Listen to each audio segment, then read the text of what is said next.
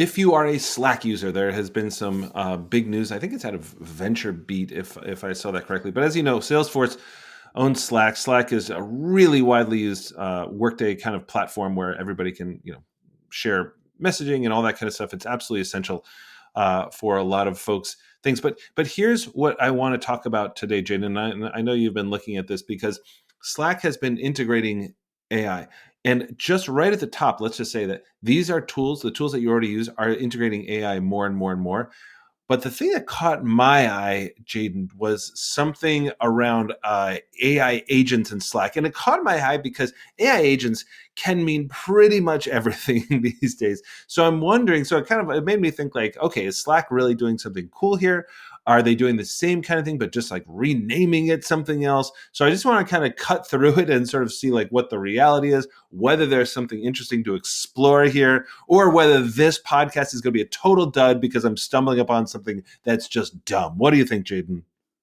Yeah, okay. So first thing I have to say is we are both actual users of Slack. We use Slack for organizing this podcast, and I use it. I use different things for different companies, but Slack is one I've been using for a long time. So I'm in the game with Slack, and I definitely understand how the platform functions quite well. And based off of my understanding from what I've seen and kind of what I've researched here, I think you're sort of onto something. But I do think that there is some cool, novel new AI use cases as well that are coming in. So there is definitely, I think, a tendency of a lot of these platforms when they announce like we're doing agents for Slack, for example, right? Really what they mean, like what is an agent? Well, an agent is artificial intelligence that can autonomously do things. But like, is that really that much different than like software that autonomously does stuff that has an API to OpenAI? Like, at what point do you Right. call it an agent and just this is software? And like, at what point are we going to stop saying AI and just like in 5 years, are we going to say AI, or is it just going to be like, yeah, there's just technology, there's just like software does that? Like, yeah, all software is AI. What are you talking about? And it's kind of like, is it going to be the same thing with agents? It's like, oh, an agent to do X, Y, and Z, or it's like, no, just like all software can autonomously do things and automatically do things if you tell it to, and that's just technology and software. So like, where does the line get drawn? Okay, so I think that's a really good point, and definitely I think this is a little guilty of that. But let's talk about what it can actually do. So there's a couple interesting things. They're essentially, you got to be a paying user, so it's not on the free tier. But if you're a paying user, you can have integrations to Salesforce, who owns Slack, Asana, Cohere, the AI company, Adobe, Workday, and a bunch of custom built agents that are kind of that essentially you're using these tools there and building these custom agents into your workflow. Now, what does this actually look like? What does this actually mean? One thing that I have, loved that I used in one of my first software companies, Self-Pause, we had a bunch of plugins that were built and integrated into our Slack, and it was amazing. I loved them. They did it. There were some that did different things. One that I remember specifically loving was like it gave us like key metrics every day, so it tied into a bunch of different, like, how many downloads we got on our app, what our revenue was for the day, how many new users we got for the day.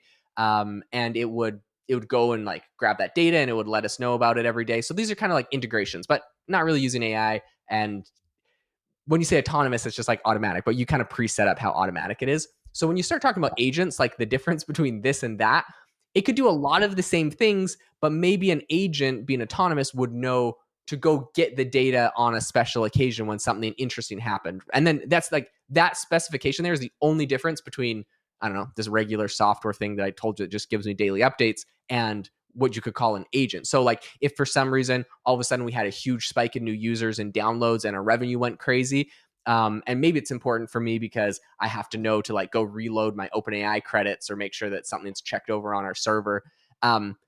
Technically, an agent could be something that monitors all the same platforms and all the same ways that a software does, but it just recognizes, oh, there's some sort of anomaly or pattern, and for this reason, I'm going to send them a notification that's not predetermined. It's autonomously sending me that notification. If that makes any sense. Like, are these drastically different? Like, not really, but you can see like the value in one. And I can see that, and I can see like, again, it's this funny world where we're calling agents, everything is sort of like called an agent, just like we're already, I feel like this past year has been the year of just saying everything is AI, and then venture capitalists just start tossing money at it, and I feel like that's where we are going with agents. It's almost like agents is the new just AI.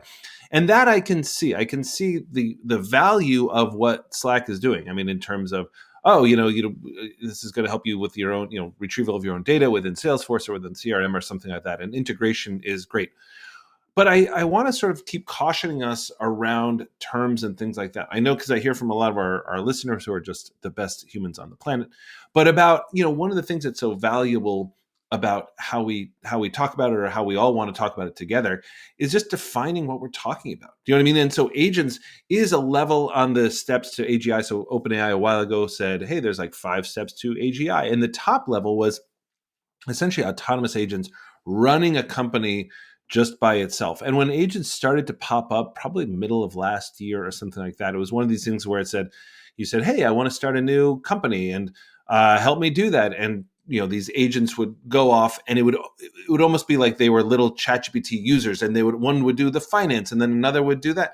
Now, it was awful back then. It's still awful today. It does not work at all. And the reason it doesn't work is that I know this human in the loop thing is very, a little bit overused and everything else. But like, unless you're guiding these things, it's not going to really know what you're doing. So that's number one. I think number one is, regardless of what we call this thing, this doesn't feel like a true agent to me. A true agent is going to be one of these things where it, as you sort of started to allude to, it's like, hey, Connor, like, I see you typing this email about this, but don't forget that, you have this other thing going on, and you might, it's really acting very independently. Yes. That's what an AI agent actually is. If we want to call this AI agent, that's fine, all that kind of stuff. But I think maybe the bigger point is not getting caught up in whether it's agents or not. Although, Jaeden, it is a little bit of a pet peeve for me that everybody calls it agents, but okay, I think I've made that point.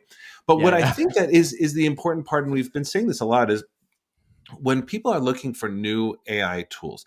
And I was just doing this with a finance guy, this guy Glenn Hopper, that I just really respect in this space. And I was asking him, I'm like, hey, are there AI tools that for finance that you're using? And he's like, not really. You know what I mean? Like, and this is what I hear from everybody in every space. It's like, if you are already using a tool and you're comfortable with it in terms of, Excel or Google Workplace or Canva or Slack or something, guys, let the AI come to you. You will get asked all the time, and you'll get sold all the time on new AI products. And I'm not trying to undermine any of our friends out there who are starting new products. But if you look at what, for example, like Jaeden is doing with AI Box, right? This is taking something that you're already doing, workflows that you're already doing, and it's just enhancing it with AI. It's not trying to go out and be like, this is the new AI product that does this, right? It's really, so Slack is just a perfect example of, if you're already in a tool, don't worry, the AI is going to come to you. And that's, to me, what I'm getting out of this article for the most part. 100%. I think that's my big takeaway too. Listen, if you enjoyed the episode today, make sure to go over, and we would love it if you could drop us a review. It means the world to us. We read them all. We love them all. You guys are all amazing. We hope that you all have an amazing rest of your day. And if you have not bought Connor's generative AI course yet, I will continue to tell you about it because it is incredible, and the link is in the description. Hope you all have a great rest of your day.